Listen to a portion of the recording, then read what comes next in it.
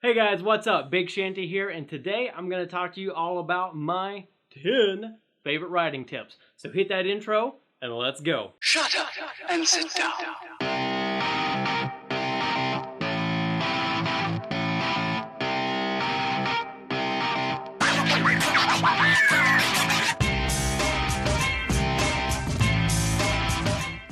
Everybody, welcome back. So like I said, today's video is gonna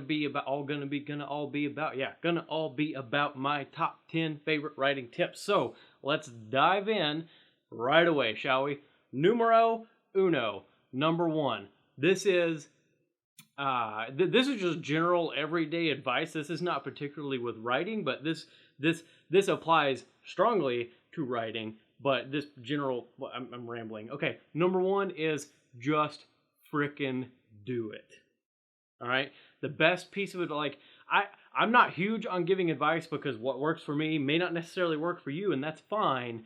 But this piece of advice will not fail. Just freaking do it. Okay, get out there, find that Shia LaBeouf video, just freaking do it. You know, like, yeah, just go do it. If you do it, doesn't matter if it's terrible. All right, that doesn't matter if it's the worst thing you've ever written. Doesn't matter if it's the sloppiest thing you've ever written. Doesn't matter if it's the slowest thing you've ever written, right? Just get out there and do it. Just start, okay? And like I said, this applies to anything, so it doesn't have to just be with writing. If you want to start a YouTube channel, if you want to, write a book, if you want to pick up a new hobby, if you want to learn how to cook or learn how to bake or learn how to ride a horse, or, I don't care what it is. You want to learn how to do it. You're never going to learn how to do it if you just want it. All right? You got to get out there and get it. That's number two. This one's important. Number 2 and 3 are related, but number 2, this is my number 2 tip. All right? Read successful authors. The reason why I say this, successful authors, and I'm calling that out as successful, they may not be acclaimed authors. Okay? They may not be literary classics, but they're successful for a reason, and that reason is they've learned how to build a follower base. Okay, they've learned how to build an audience. Their storytelling ability, whether it's their characters, their action, their plot points, whatever it is, okay, they've learned how to build an audience. So read successful authors. Wow, God, read successful authors and learn from and learn from their books. Learn their style. Take a moment to dissect it and think about what they're doing that's building their audience base. Is it something like Grimm where what he writes is unsuspected, and not Grimm as in Grimm's fairy tales, but George R.R. Martin, right? Where his stories are just unexpected, right? You never know what's going to happen. You never know who's going to die. You never know what an event's going to change, right? That keeps somebody engaged, right? So look at that kind of thing. God bless. Guys, I need my talkingness. Who took my talkingness? I shouldn't do that anymore. That's kind of dumb, isn't it? Whatever. But that's the point, is read successful authors. There's kind of this like, I don't want to see cliche, but like there's this like mentality of like, oh, I'm not gonna read that author because they're childish. Oh, I'm only gonna read Voltaire. No, who gives a shit? Monetize it, right? Yeah, no, I didn't say that. Well, bleep that out. Who cares? All right? Read successful authors. They're successful for a reason. That's tip number 2. Tip number 3. Okay, and like I said, 2 and 3 are closely related. You've read the successful authors. Now go out and read the critically acclaimed authors. Okay? Learn what makes them critically acclaimed. You've learned what makes an author successful. You've learned how they build their follower base. Now go out and read what makes somebody acclaimed. Go out and read what makes somebody an acclaimed author. Find out why people in the literary community think that author deserves accolades, okay? Put that into your writing, right? Because there is a distinct difference. Not always, they're not mutually exclusive, okay? But a lot of times there's a difference between an acclaimed author and a successful author. Tip number 4, and this one's important, and this is something I struggled with for a long time. Give yourself a dedicated writing space. It doesn't matter if it's in your home. You go to a local coffee shop. If you want to be that cliched writer that works at Starbucks, at least try to pick some place local so you're supporting a local business. Starbucks is great and all, but take it to the next level if you're going to do that. But pick a dedicated space to write, because what's going to happen is in your mind, you're going to subconsciously associate that place with writing. And it might take time, But over time, once you start coming into that space, you're in go mode. You've trained yourself that this is where I'm going to write. This is where I'm going to be successful, okay? And then you'll build that mentality of, I'm in here, I'm working, this is my office space, this is my writing space, whatever. I don't care if it's a shed in the backyard, I don't care if it's your front porch, I don't care if it's a freaking Walmart bathroom. Find a place that is your dedicated writing spot, all right? That is tip number 4. This one's a little tricky, okay? Tip number 5.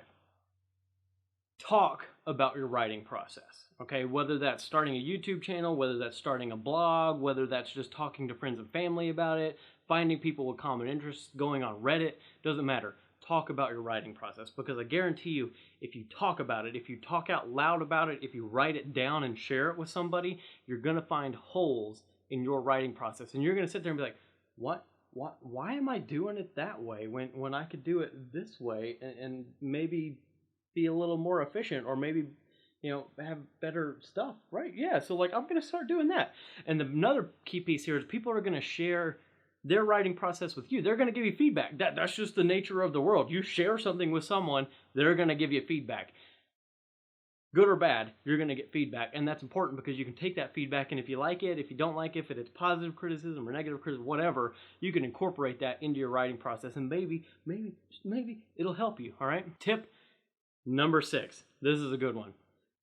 Take time out of your day, and you don't have to do this every day, but this is an exercise that I started doing that has helped me identify some bad habits, okay?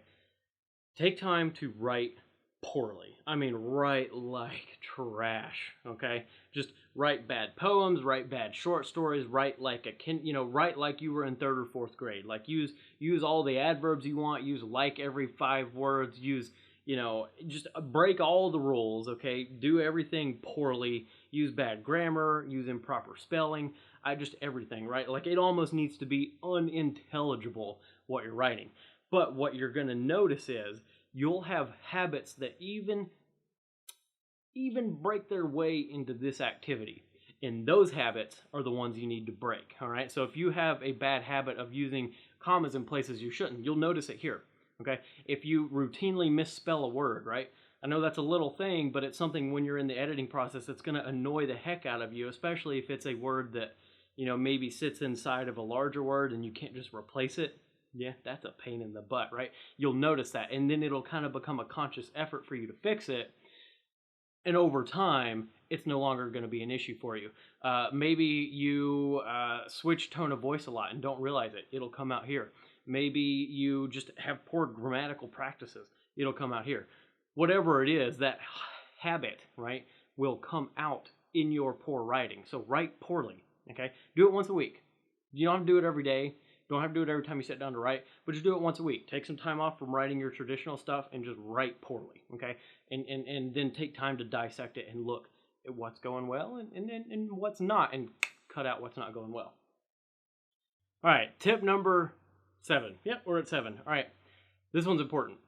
And a lot of you impatient people may not want to do this, but proofread your work 3 times in 3 different formats. So proofread it on the screen, proofread it printed out on 8.5 by 11, and if you can, proofread it on an author copy. And so if you're going down the traditional publishing route, I'm going to do a video about this later, but there are ways for you to get self-published author copies without actually self-publishing your work, so you're not hurting your chances of becoming self-published. So proofread it 3 different ways, and the reason being that I say that is when you proofread on a screen, you're going to find things like misspelled words, simple grammatical errors, things that your basic word editor will catch for you. When you proofread it on 8.5 by 11, it's a very clinical process. You're going to find a lot of technical mistakes, okay? You're going to find things that your word editing software did not catch, but that are not, things that you should do when writing a book. So you're going to find a lot of run-on sentences. You might find commas in the wrong place. You'll find spacing issues. All kinds of weird stuff. And that's great. Then when you proofread it in an author copy and like what you would experience in a paperback book, okay, you're going to be reading it from your audience's point of view. You'll find things that don't work with your tone of voice. You'll find things that don't work with, the format of the manuscript, all that kind of stuff. So you've got 3 different goals essentially. Once you've proofread it 3 times, then submit it for self-publishing if you're going that route, or start querying agents if you're the traditional publishing route. All right, rule number 8. There we go. This is hard. This is hard. Fingers are tough. All right, rule number 8. This one's a copy out. This one's a cop out, but it's a good one to know. Know your grammatical rules so you can know when to break them. All right? There's a difference in somebody who's an amateur that doesn't know how grammar works, okay, and doesn't know the right time to break the rules. If you're just breaking them left and right willy-nilly, you look silly. Willy-nilly look silly. That was good. I like that. I might, yeah, that was good. I'll keep that. But if you know your grammatical rules, you know the right time and place to break them. It's going to be a lot more effective when you do break them. Know your grammar. Know the rules. Know when to... Numero nuevo. Yep, number 9. That was good. All right. Number 9. This one is something I did when I first started writing that is a pain in the butt, but it's very helpful. Keep a journal with you at all times. All right? And this can be your phone. In today's day and age, that can be your smartphone. Something that you can write in or talk to and record, because you're going to have ideas that if you don't jot down immediately, whoop, they're gone. And it could be the best idea ever. You could have this most beautiful action scene going on in your head. You could have a plot point developing. You could have a new character you want to introduce, right?